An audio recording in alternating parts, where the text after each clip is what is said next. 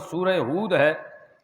سورہ ہود نبی کریم صلی اللہ علیہ وسلم سے پوچھا گیا، یا رسول اللہ، آپ کی بزرگی بہت جلدی آ گئی، بزرگی کے آثار زیادہ نمودار ہو گئے۔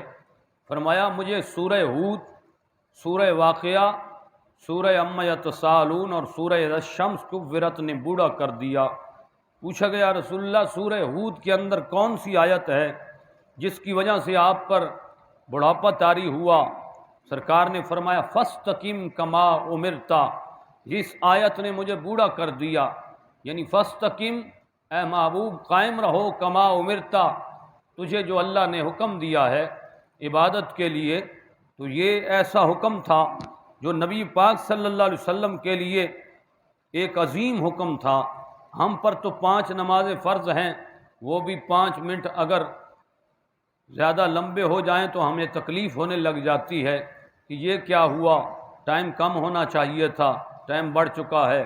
لیکن غور فرمائیے، نبی پاک صلی اللہ علیہ وسلم پر تہجد بھی فرض تھے، چھٹی نماز بھی آپ پر فرض تھی تہجد والی۔ اگر آپ کے تہجد کبھی کبھار رہ جاتے تو آپ ان کی قضا فرماتے، یعنی تہجد بھی آپ پر فرض تھے۔ اسی طرح اور بھی فرائض نبوت ہیں جو عام انسان پر نہیں ہیں لیکن نبی پاک پر فرض ہیں۔ کسی منگتا کو دینا، وَأَمَّا السَّائِلَ فَلَا تَنْهَرْ، نبی پاک پر فرض ہے، عام انسان پر فرض نہیں ہے۔ نبی پاک پر یا ایھا الرسول بلغ، تبلیغ کرنا نبی پاک پر فرض ہے، عام انسان پر فرض نہیں ہے۔ اسی طرح بہت سارے احکام نبوت ایسے ہیں جو صرف نبی پر فرض رہتے ہیں، دوسرے امتی پر فرض نہیں ہیں۔ ان میں یہ بھی ہے کہ اللہ کا جو بھی حکم سرکار کے لیے ہے وہ فرض ہے اور باقی امت پر وہ عمومی طور پہ رکھا گیا۔ تو اسی طرح سورہ ہود کے اندر قوم عاد کا ذکر ہے اور ان کے واقعات موجود ہیں۔ اس صورت میں اصول دین، توحید و رسالت، جزا و سزا کا تذکرہ، عبادت و دعوت کا تذکرہ، اللہ کی بارگاہ میں توبہ و استغفار کی تلقین کی گئی ہے، اور فرمایا گیا کہ استغفار رزق میں برکت کا باعث ہوتا ہے، کہ اگر کوئی بندہ استغفار کی کثرت کرتا ہے تو وہ اس بات کا یقین رکھے کہ وہ دنیا میں کسی کا محتاج نہیں ہوگا۔ اس صورت میں توحید کی 2 قسمیں، توحید الوہیت اور توحید ربوبیت کی طرف اشارہ ہے۔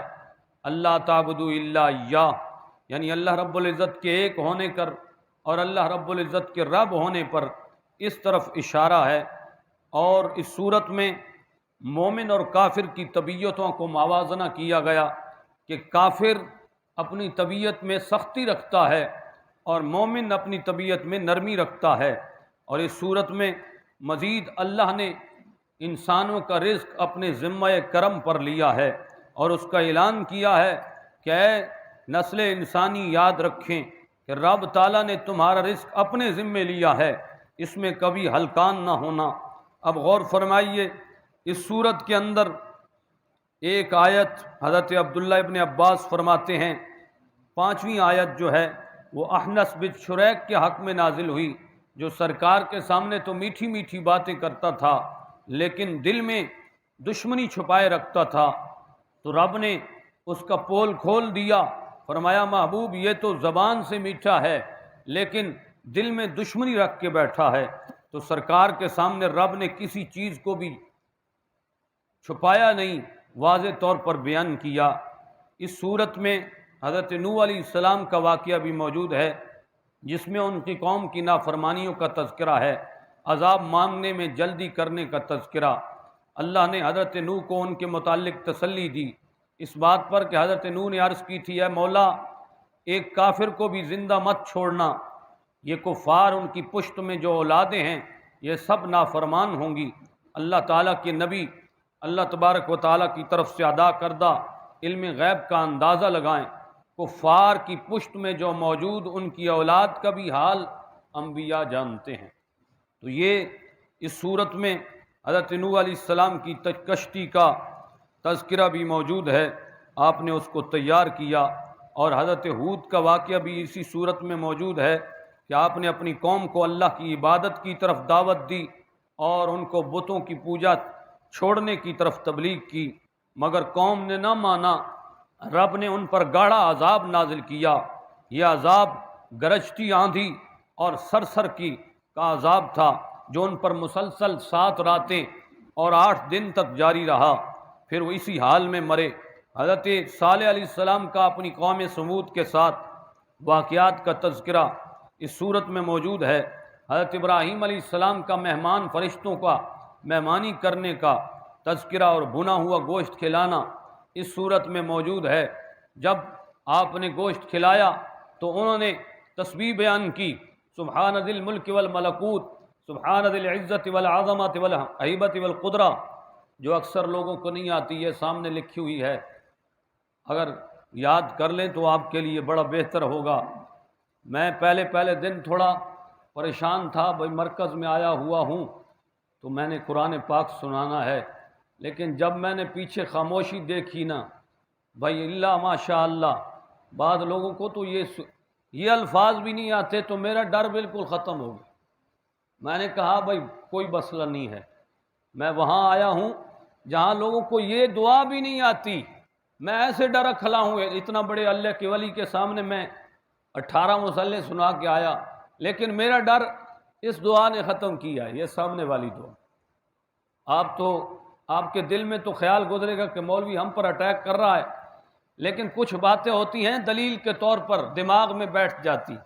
میرے دماغ میں یہی صورت بیٹھ گئی کہ سبحان ذی الملک والملکوت، سبحان ذی العزت والعظمت والہیبت والقدرت والکبریاء والجبروت، یہ دعا پکانی چاہیے۔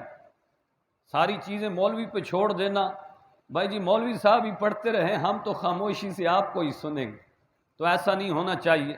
جو چیزیں شریعت میں اور سلف صالحین کے طریقہ پر موجود ہیں ان کو یاد کرنا چاہیے، اور 2 تراویح کے بعد درود شریف بلند آواز سے پڑھنا، یہ بھی مسلمانوں کا ایک طریقہ ہے، اسے بھی یاد رکھا جائے۔ اللہ رب العزت ہم سب کو، اور پھر حضرت ابراہیم علیہ السلام نے بھنا ہوا گوشت کھلایا تو انہوں نے یہ دعا سنائی۔